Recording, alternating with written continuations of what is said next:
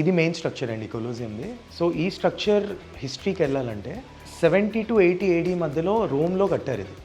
Okay. So ఆ టైంలో ఇది వేరే వాటికి యూజ్ అవుతుండే, అంటే వార్స్ ఆర్ కిల్లింగ్స్ ఇలా యూజ్ అవుతుండే. బట్ లేటర్ ఆన్ ఎవాల్వ్ అవుతున్న కొద్దీ దీన్ని మంచి ఫెస్టివ్ మోడ్లోకి తీసుకెళ్ళి they use to do some events, bull fights అయినా లేకపోతే ఏదైనా programs, people use to SIT.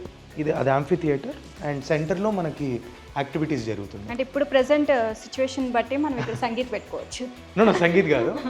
ఇక్కడ మనం ఎలా డిజైన్ చేసామంటే ఇక్కడ ఒక 120 పీపుల్ కూర్చోవచ్చండి చుట్టుముట్టు మొత్తం. మేజర్ మన కొలోజియం కోసం మనం ఏదైతే డిజైన్ చేసామో అది స్క్రీన్ కోసం.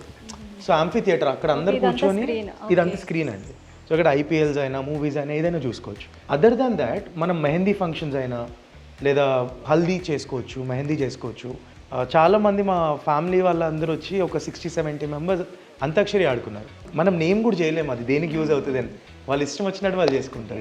ఇట్స్ దేర్ మన ఐడియా ఇక అంతే. ఇక అందరం కూర్చొని ఎంజాయ్ చేయాలనుకుంటే అది యా అవునండి. Okay. It's a proper chilling. 4 sides కూడా మీరు ఇక్కడ మొత్తం అంతా సౌండ్ బాక్సెస్ అన్ని పెట్టారు. అవునండి. మొత్తం ప్రాపర్టీ మీకు మ్యూజిక్ సిస్టమ్ ఉంటుంది.